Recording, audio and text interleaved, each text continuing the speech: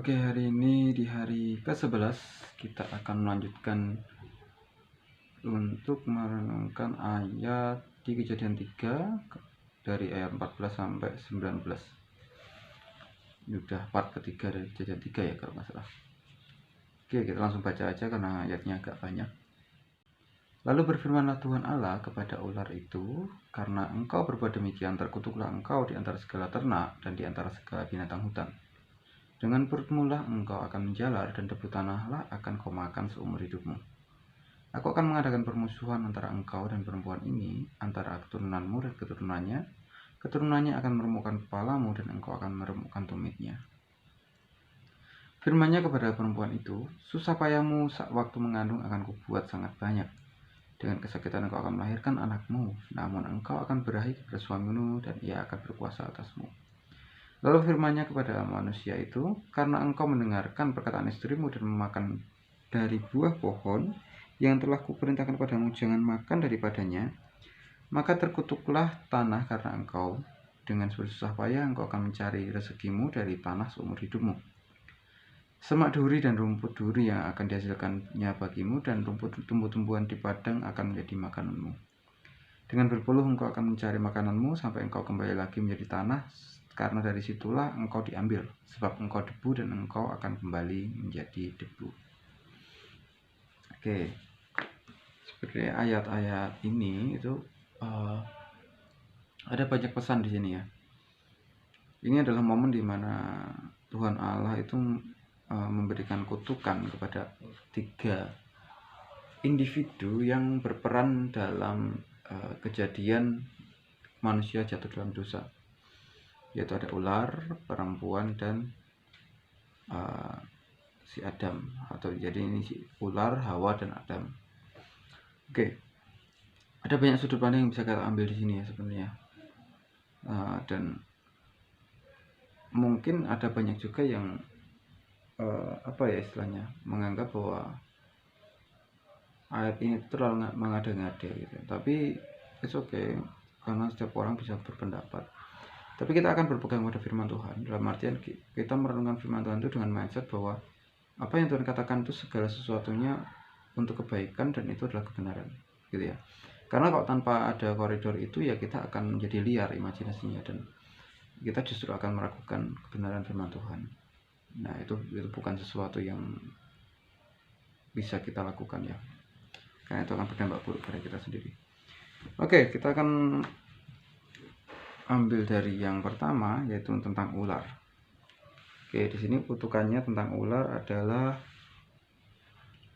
terkutuklah engkau di antara segala ternak dan di antara segala binatang hutan, dengan perutmu lah engkau akan menjalar, dan debu tanahlah akan kau makan seumur hidupmu. Aku akan mengadakan permusuhan antara engkau dan perempuan ini, antara keturunanmu dan keturunannya akan meremukkan kepalamu, dan engkau akan meremukkan tumitnya. Oke. Dulu ya waktu masih anak-anak gitu kan, waktu sekolah minggu dan sebagainya, aku membayangkan bahwa momen ini adalah benar-benar permusuhan antara kita manusia dengan bangsa ular atau spesies ular. Tapi kalau kita lihat lagi gitu kan, sebenarnya Tuhan sedang membuat permusuhan antara kita dengan ular. Meskipun di sini memang Tuhan mengutuk ular ya, karena di situ ular ini adalah spesies yang dipakai oleh iblis kala itu gitu ya, dipakai oleh iblis untuk memperdaya manusia. Nah di sini kutukannya jelas itu kan, terkutuklah engkau dari segala ternak di antara segala binatang hutan, dengan perutmu lah engkau akan menjalar, dan debu tanahlah akan kau makan seumur hidupmu. Oke, untuk masalah perutnya untuk menjalar itu ya kita tahu ya, sampai sekarang ular itu menjalar. Ini yang membuat banyak spekulasi bahwa ular itu sebelumnya punya kaki. Tapi ya kita nggak tahu ya, bisa jadi gitu kan. Tapi di sini dikatakan bahwa dia menjalar setelah dikutuk sama Tuhan. Ya bisa jadi dia punya kaki. Mungkin bayangannya kayak naga-naga Cina itu kali ya. Jadi ada ular panjang tapi berkaki. Bisa jadi. Tapi itu nggak penting. Sekali lagi hal-hal seperti ini tidak perlu diperdebatkan dan tidak terlalu penting, karena itu tidak berpengaruh apa-apa ke iman kita juga kayak gitu ya. Oke, lalu debu tanahlah akan kau makan seumur hidupmu. debu tanah akan kau makan seumur hidupmu, itu sebenarnya kalau kita lihat dari ini ya, dari sudut pandang literasi ya, itu bisa bermakna banyak gitu kan. Karena misalkan dalam bahasa Inggris memakan debu, eating the dust, itu artinya menjadi pecundang atau selalu kalah atau selalu tertinggal. Makanya namanya memakan debu. Jadi nggak secara literal mengatakan bahwa si ular ini akan makan debu, karena kita tahu sendiri ya bahwa ular itu tetap makan daging gitu kan sampai sekarang. Jadi di sini yang mau Tuhan sampaikan adalah bahwa ular, atau di sini simbolik iblis, itu dia ditakdirkan untuk kalah. Gitu ya. Dia memiliki kekutukan, yaitu kau akan memakan debu seumur hidupmu. Artinya kau sebenarnya dia berada di pihak yang pasti akan kalah selama masa hidupnya gitu. Dan itu pun terjadi, itu benar-benar terjadi gitu kan, karena kita tahu sendiri bahwa memang sampai akhir zaman pun dia ditakdirkan untuk kalah. Di segala sesuatu yang dia kerjakan di bumi saat ini, dari dulu, sekarang, dan sampai saat ini, itu hanya seolah-olah dia memiliki kuasa gitu kan, tapi sebenarnya dia sudah dimateraikan untuk kalah sejak awal. Oke, jadi tapi ada beberapa orang yang menganggap kalau kita iblis itu ditakdirkan kalah, tapi kok sekarang kok kayak berkuasa. Nah, itu adalah muslihat ya. Jadi apapun yang dia kerjakan kelihatan megah, itu kita akan bahas besok, agak lama, masih agak jauh sih itu, karena itu momennya ada di kitab Wahyu ya. Ya ini kita baru di Kejadian, baru mulai, itu masih sangat jauh, tapi nggak apa, nanti kita akan sampai di sana. Oke, lalu aku akan mengadakan permusuhan antara engkau dan perempuan ini, antara keturunanmu dan keturunannya akan meremukkan kepalamu dan engkau akan meremukkan tumitnya. Sebenarnya ayat ini sudah ada referensinya, bahwa dia sebenarnya merujuk pada momen di mana Tuhan Yesus itu menebus manusia, menebus dosa manusia gitu ya. Jadi apa yang digambarkan di sini adalah permusuhan antara keturunan dari si ular atau iblis itu akan bermusuhan dengan keturunan dari Hawa yang adalah manusia. Yang di sini ya seperti yang kita tahu ya, bahwa Tuhan itu mengalahkan iblis, dan arti dari meremukkan kepalanya yaitu dia menginjak-injak kuasa iblis, dan engkau akan meremukkan tumitnya. Nah, ini apa ya istilahnya, meremukkan tumitnya ini agak ambigu juga sebenarnya. Bisa diartikan banyak hal itu, tapi tumit itu kan berarti sebuah organ tubuh di mana itu digunakan untuk berpijak ya. Tumit kan ada di kaki ya. Nah, kalau kita bisa artikan mungkin ya ini apa ya istilahnya, adalah opini pribadi. Bisa jadi ya, yang dimaksud di sini adalah tentang anak-anak Tuhan yang ada di bumi. Karena tumit sendiri adalah tempat berpijak yang artinya apa ya, tempat di mana Tuhan itu berdiri, yang itu bisa diartikan juga sebagai anak-anak Tuhan gitu. Karena kita tahu ya bahwa kita ini sebagai anak-anak Tuhan adalah perwakilan Allah di bumi. Dan memang kalau kita mau lihat secara logika, bisa jadi ini cocok logi, tapi bagiku ini cukup masuk akal. Karena kita ini kan berada di bumi sebagai kepanjangan tangan Tuhan gitu ya. Kita sebagai istilahnya kaki Tuhan yang menjejak bumi untuk mengabarkan kebenaran, mengabarkan kabar sukacita. Jadi sampai sekarang pun kita tahu bahwa iblis itu masih berusaha untuk menghancurkan setiap anak Tuhan dengan berbagai muslihat, dengan berbagai tipu daya, dengan berbagai tekanan kehidupan, dengan berbagai watak manusia yang dimanfaatkan untuk saling menjatuhkan dan sebagainya. Jadi bagiku ini masih make sense, meskipun ini nggak bisa 100% kita telan mentah-mentah. Kita akan tetap belajar. Jadi hari lepas hari masih ada aja rema yang baru tentang sebuah ayat ya. Jadi jangan terpaku pada sebuah pengertian aja, dan nanti kita akan jadi sesat kalau kayak gitu. Oke, selanjutnya firman-Nya kepada perempuan itu, susah payahmu waktu mengandung akan kubuat sangat banyak, Dan dengan kesakitan engkau akan melahirkan anakmu, namun engkau akan berahi kepada suamimu dan ia akan berkuasa atasmu. Ayat ini yang salah satu ayat yang paling dibenci para kaum feminis ya. Aku sih ya katakanlah aku nggak terlalu peduli dengan itu ya, tapi kita akan lihat ini dari sudut pandang netral. Karena kalau kita menurunkan firman Tuhan dengan opini pribadi dan ego, nggak akan ada hasilnya gitu kan. Kita harus netral pertama itu ya, kita mencari kebenaran. Jadi lepaskan dulu pemikiran-pemikiran tentang feminis, tentang tentang kesetaraan gender dan lain sebagainya. Kita akan lihat ini dari sudut pandang netral. Susah payahmu aku mengandung akan kubuat sangat banyak, dengan kesakitan engkau akan melahirkan anakmu, namun engkau akan berahi kepada suamimu dan ia akan berkuasa atasmu. Kita lihat dari yang pertama dulu. Susah payahmu akan waktu mengandung akan kubuat sangat banyak. Yang pertama itu. Di sini Hawa mendapatkan 1, 2, 3, 4. Setidaknya ada 4 kutukan. Ya, susah payah mengandung akan kubuat sangat banyak. Lalu waktu melahirkan juga masih kesakitan, enggak cuma waktu mengandung. Namun engkau akan berahi kepada suamimu dan ia akan berkuasa atasmu. Ya, anggaplah ini sebagai 3 ya. Jadi pertama adalah susah payah waktu mengandung. Kalau kita di sini artinya sebenarnya awal mulanya Hawa itu tidak didesain untuk merasakan sakit atau merasakan kesulitan waktu mengandung.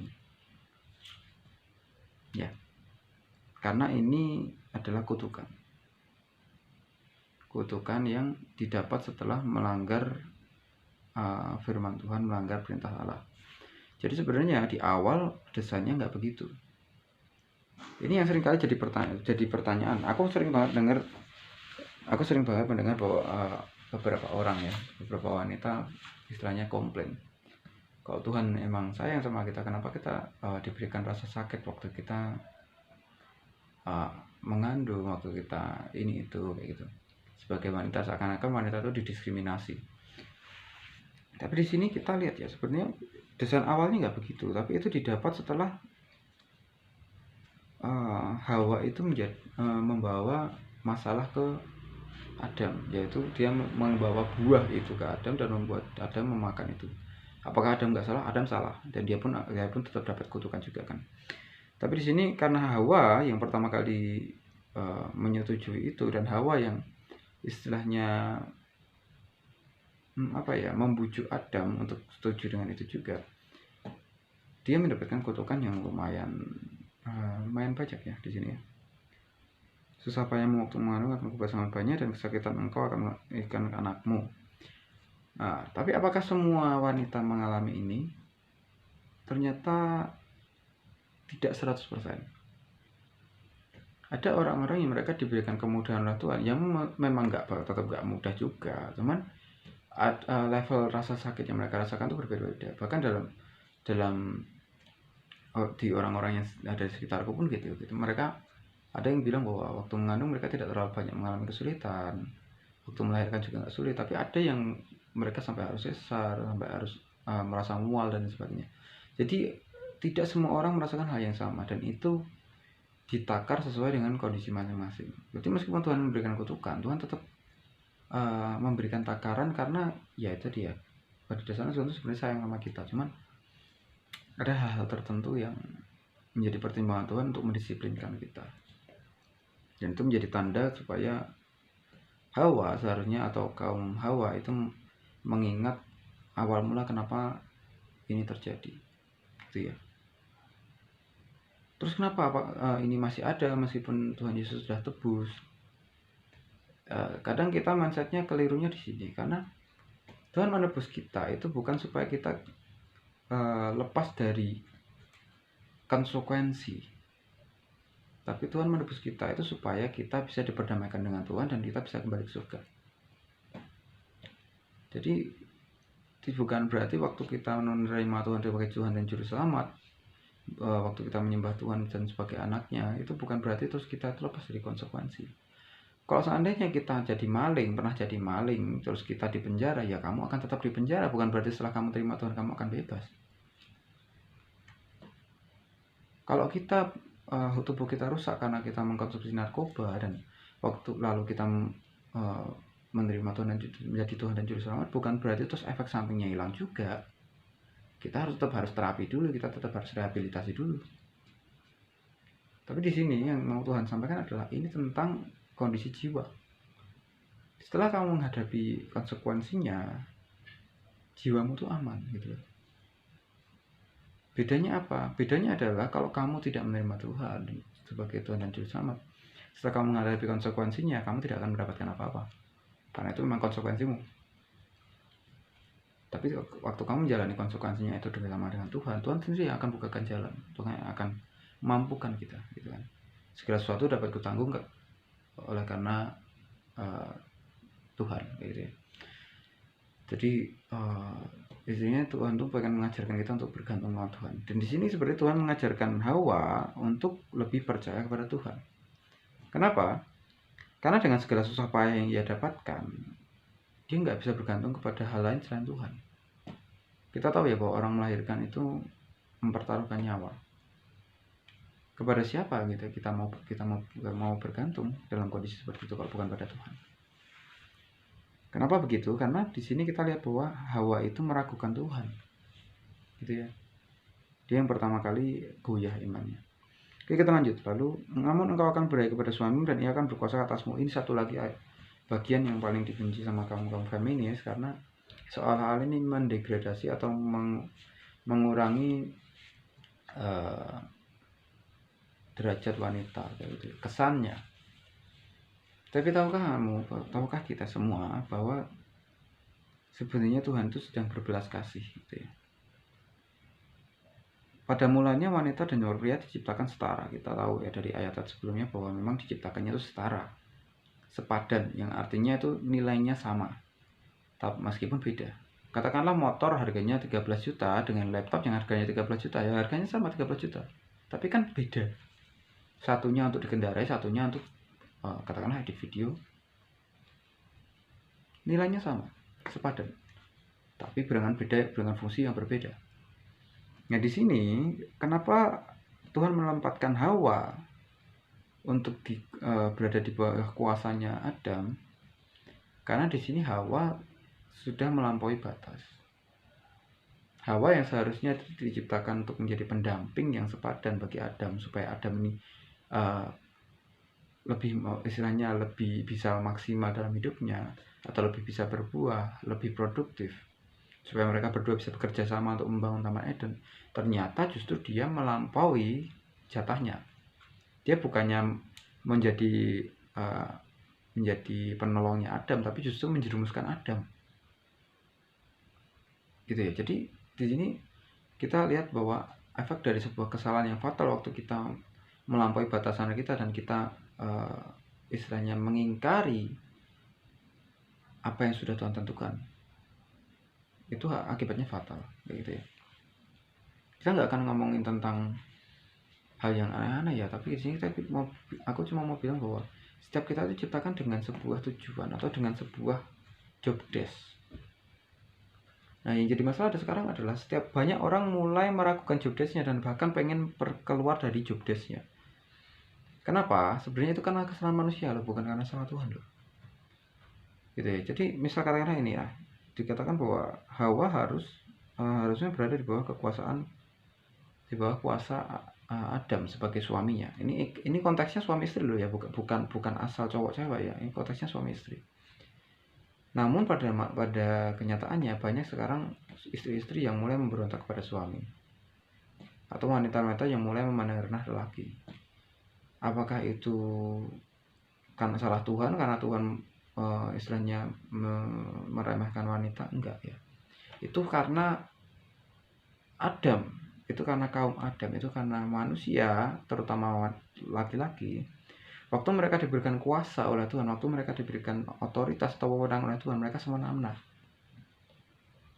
Mereka mulai sok berkuasa, mereka mulai istilahnya melakukan hal di luar norma. Mereka melakukan hal-hal yang seakan-akan karena mereka merasa berkuasa itu tadi ya, jadi mereka mulai semena-mena kepada istrinya, kepada orang-orang lain, dan itu membuat respek dari seorang istri yang seharusnya hormat kepada suami menjadi anjlok.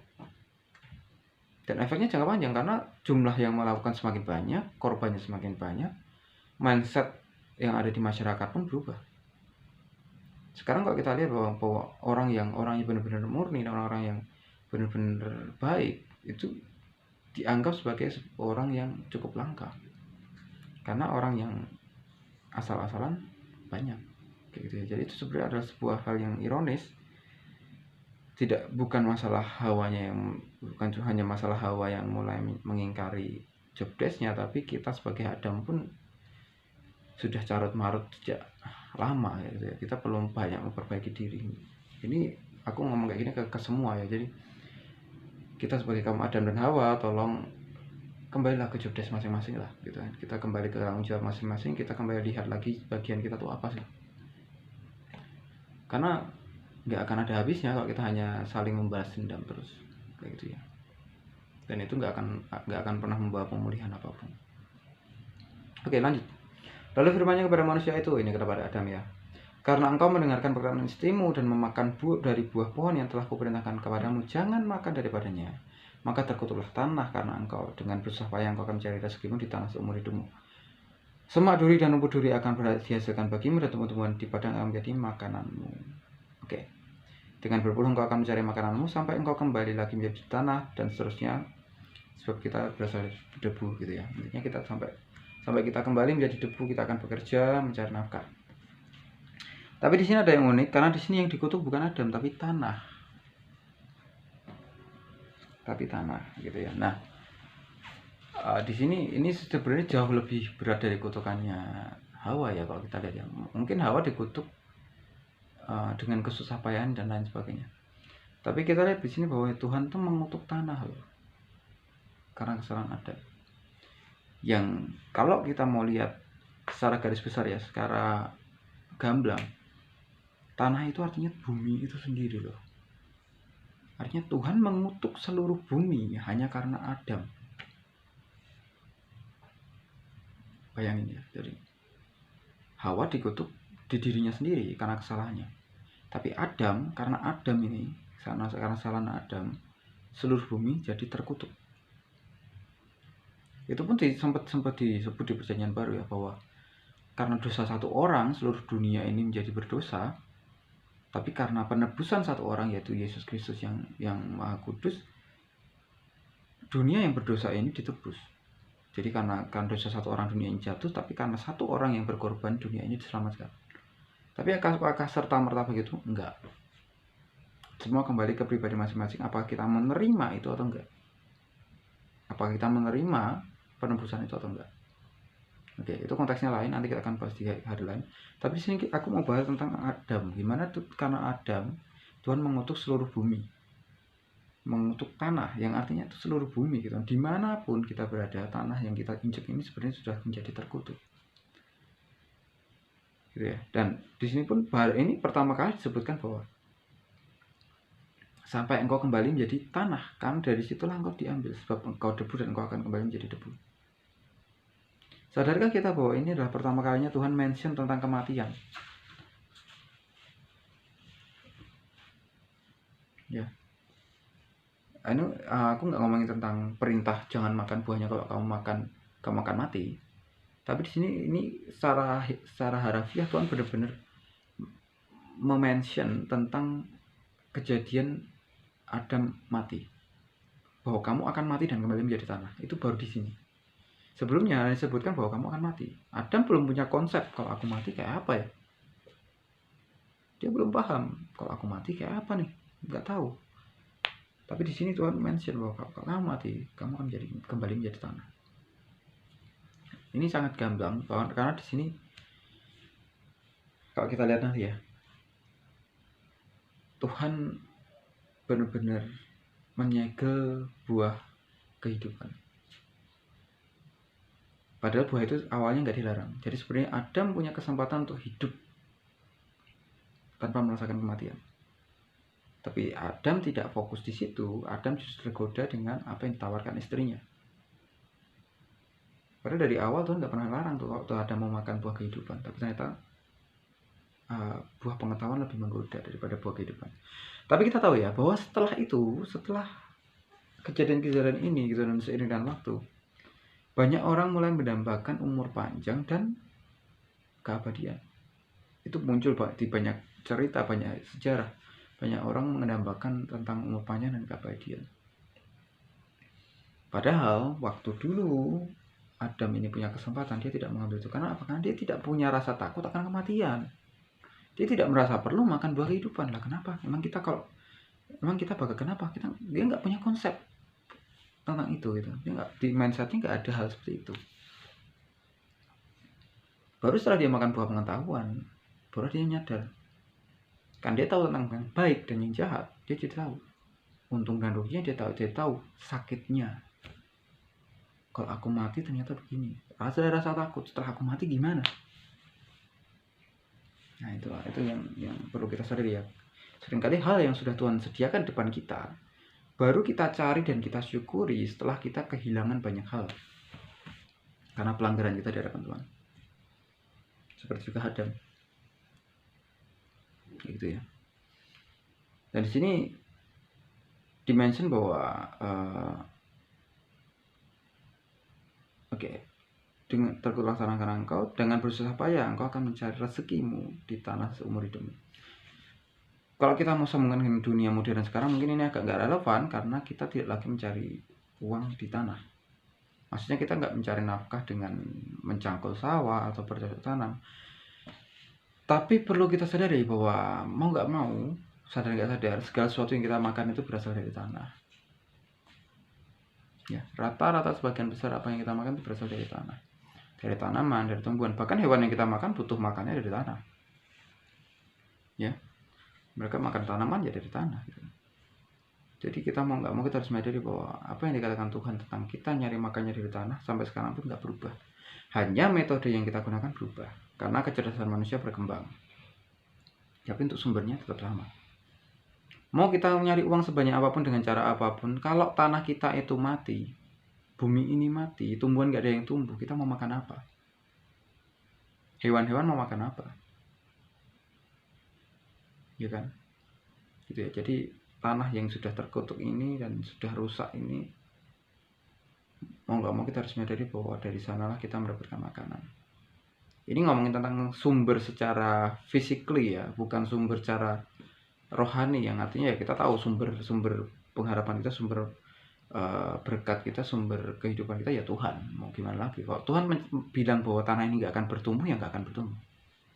Kita masih bisa menikmati hasil bumi, kita masih bisa menikmati apa yang kita makan sekarang, itu semua kan Tuhan masih izinkan.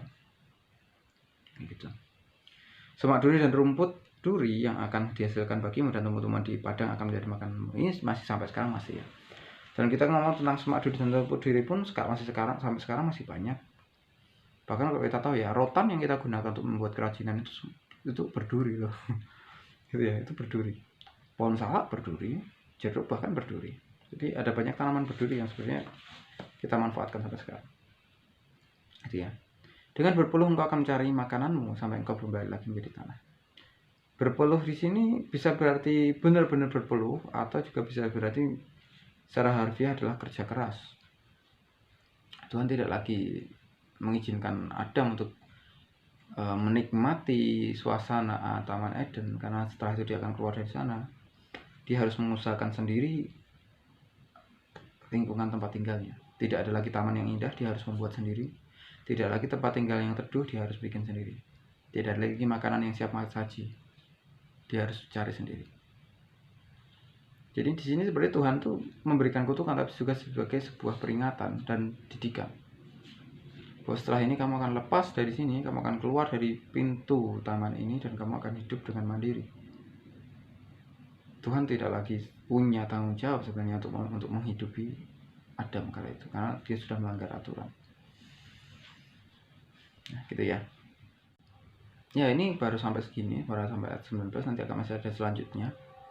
Tapi rekamannya sudah hampir setengah jam, jadi tak pikir ini sudah cukup. Itu ya poin-poinnya. Dari intinya ada banyak hal yang perlu kita perhatikan di sini. Ini bukan sekedar kutukan, ini bukan sekedar karena Tuhan marah, tapi ini adalah sebuah didikan dan sebuah peringatan. Oke, semoga ini memberkati banyak orang.